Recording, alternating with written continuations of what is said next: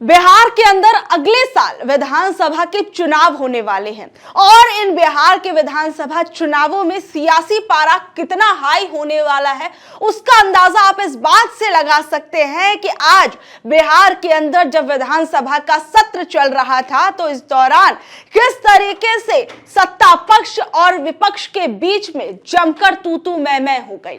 और इस दौरान बिहार के अंदर तेजस्वी यादव ने नीतीश कुमार की सरकार को जमकर घेरने का काम किया। जातिगत आरक्षण को लेकर बात की, जहां एक तरफ आज राहुल गांधी दिल्ली के तालकटोरा स्टेडियम के अंदर आरक्षण की बात करते नजर आए, आदिवासियों की बात करते नजर आए, महिलाओं की बात करते नजर आए, वहीं आज तेजस्वी यादव ने भी बिहार के अंदर बिहार के विधानसभा के अंदर आरक्षण के मुद्दे पर पूरा मोर्चा संभाला हुआ था।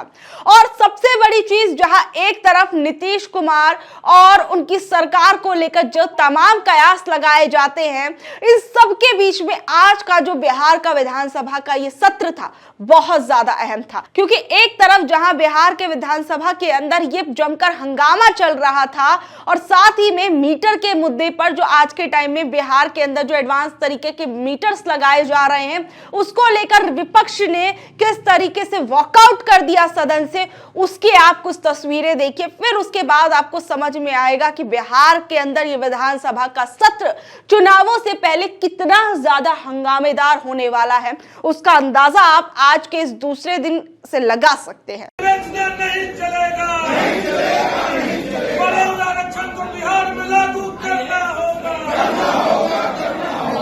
संविधान पर हमला बंद करो, बंद करो, बंद करो। मोदी अडानी गठजोड़ मुर्दाबाद, मुर्दाबाद, मुर्दाबाद। मोदी अडवाणी गठजोड़ मुर्दाबाद, मुर्दाबाद, मुर्दाबाद। जय संविधान, जय संविधान, जय संविधान, मुर्दाबाद, मुर्दाबाद।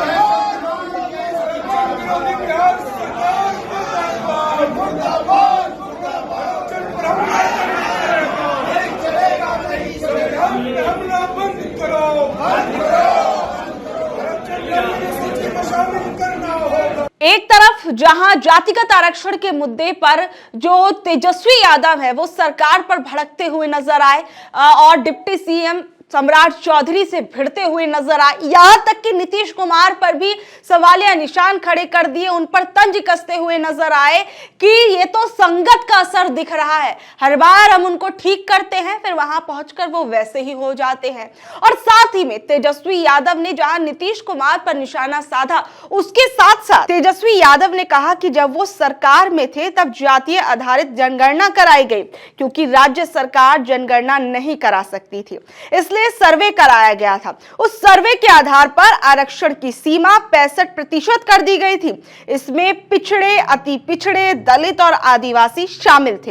ईडब्ल्यूएस को भी 10% तक का आरक्षण दिया गया था। इस बीच में तेजस्वी यादव ने सरकार से पूछा कि वो इस आरक्षण को फिर से लागू करने के लिए क्या कर रही है। उन्होंने ये भी कहा कि 9 नवंबर 2023 को उनके जन्मदिन पर यह पारित हुआ था, लेकिन 20 जून 2024 को हाई कोर्ट ने इसे निरस्त कर दिया। हाई कोर्ट ने कहा कि इसकी पूरी स्टडी नहीं की गई थी।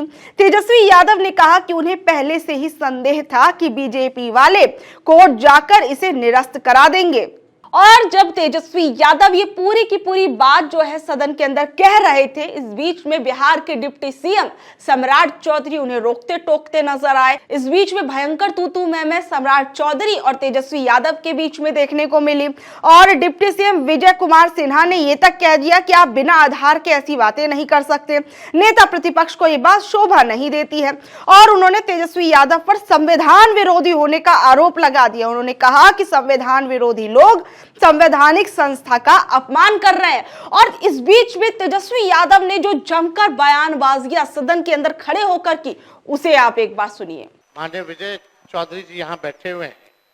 आप सब लोगों को पता है कि हमारी सरकार जब साथ में थे, इससे पहली वाली सरकार 17 महीने, तो हम लोगों ने जातीय आधारित गणना कराई थी। और जातीय आधारित गणना इसलिए कराई थी क्योंकि राज्य सरकार जो है सेंसस नहीं करा सकती, इसलिए हम लोगों ने सर्वे कराया था और उस सर्वे के आधार पर हम लोगों ने आरक्षण की सीमा महोदय 65% करने का काम किया था, जिसमें कि पिछड़े, अति पिछड़े, दलित, आदिवासी समाजों का आरक्षण हम लोगों ने बढ़ाया और ईडब्ल्यूएस 10% एज इट इज रखा। आज संविधान दिवस है महोदय, और संविधान दिवस के दिन पर कम से कम ये चर्चा, कम से कम सरकार से अपेक्षा ये की जाएगी कि इसका कम से कम जवाब देने का काम करे और इस दिशा में आरक्षण जो हमारी सरकार, जो महागठबंधन की थी पूर्व में, जो 65% हम लोगों ने बढ़ाया था, इसके लिए क्या कदम उठा रही है फिर से लाने के लिए। अध्यक्ष महोदय, आप जान रहे हैं कि हाई कोर्ट 9/11/23 में यह पारित हुआ था मेरे जन्मदिन के अवसर पर, आपको बखूबी याद होगा, और ये 20/6/24 को जो है मना कर दिया गया हाईकोर्ट द्वारा, और ये दिया गया कि इसका जो है प्रॉपर स्टडी जो है नहीं हो पाया है, इसको देखते हुए इसको निरस्त कर दिया गया। हमारा ये सवाल है महोदय कि जो संदेह नीतीश जी को था, माननीय मुख्यमंत्री जी को था, आपको था, हमको था कि भाजपा के लोग जो है किसी ना किसी प्रकार से कोर्ट जाकर के इसको निरस्त कराएंगे, इसलिए माननीय मुख्यमंत्री जी ने एक मेरी बात तो सुन लो। माननीय मुख्यमंत्री जी जब हम लोगों ने पारित किया 9/11/2023 में, तो एक तय हुआ हमारे मंत्रिमंडल द्वारा कैबिनेट में माननीय मुख्यमंत्री जी के आदेश पे कि डर है कि कहीं ये कानून जो हम लोगों ने आरक्षण का लाया है खत्म ना हो जाए, इसके लिए आप सब लोग मिलकर के प्रेस कॉन्फ्रेंस कर लीजिए। और सम्राट चौधरी जी जो आप बोले, थोड़ा प्रेस कॉन्फ्रेंस का वीडियो हम आपको भेज देंगे आप दोनों को। उसमें माननीय चौधरी जी ने क्या कहा था, अशोक चौधरी जी ने क्या कहा था, हमने क्या कहा था, आपको प्रमाण मिल जाएगा।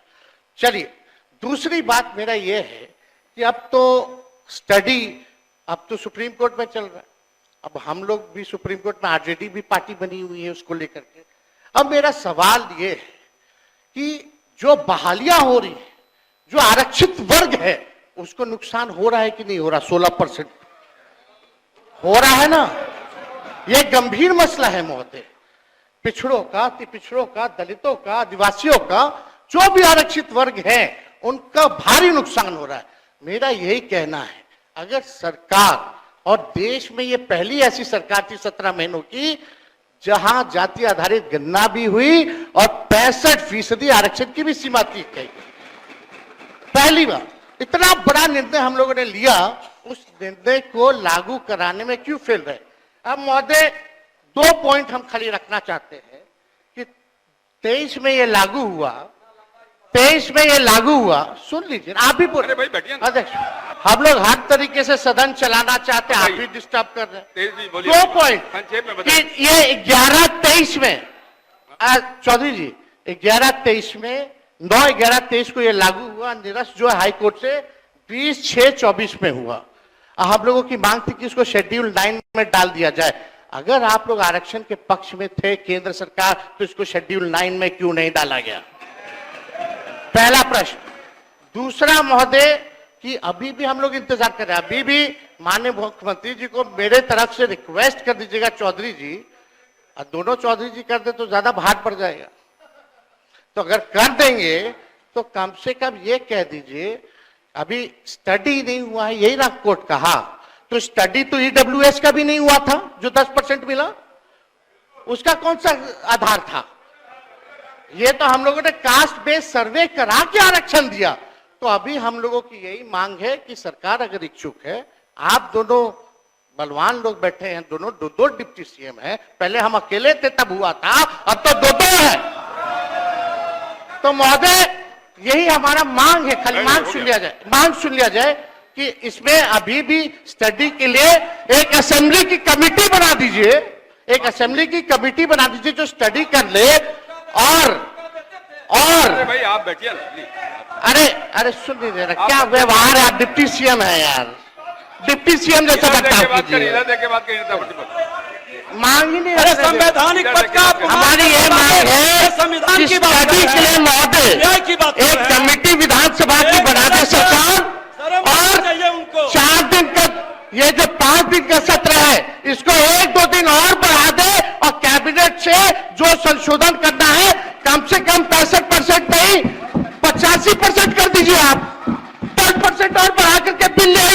हम लोग सब लोग मिलकर के पास करने का काम करेंगे, यही मांग है। माननीय मंत्री संसदीय कार्य। इस बीच में जब ये पूरी की पूरी बहस चल रही थी तो संसदीय कार्य मंत्री विजय चौधरी ने कहा कि ये कास्ट सर्वे कराने का जो सबसे पहले फैसला था वो एनडीए ने लिया था, और कहा कि जब कास्ट सर्वे कराया गया था तो उस समय राजद सरकार में थी, हालांकि विपक्ष में होने के कारण बीजेपी ने भी इसका समर्थन किया था, और उन्होंने सदन को बताया कि कास्ट सर्वेक्षण कराने का पहला फैसला एनडीए सरकार ने लिया था, और एनडीए सरकार के दौरान ही राज्य में आरक्षण की सीमा बढ़ाई गई थी। और उन्होंने कहा कि जो ये कास्ट सर्वे था इस पर नेता, विपक्ष के नेता हो चाहे वो पक्ष के नेता हो, सभी ने अपनी इस पर मंजूरी दिखाई थी।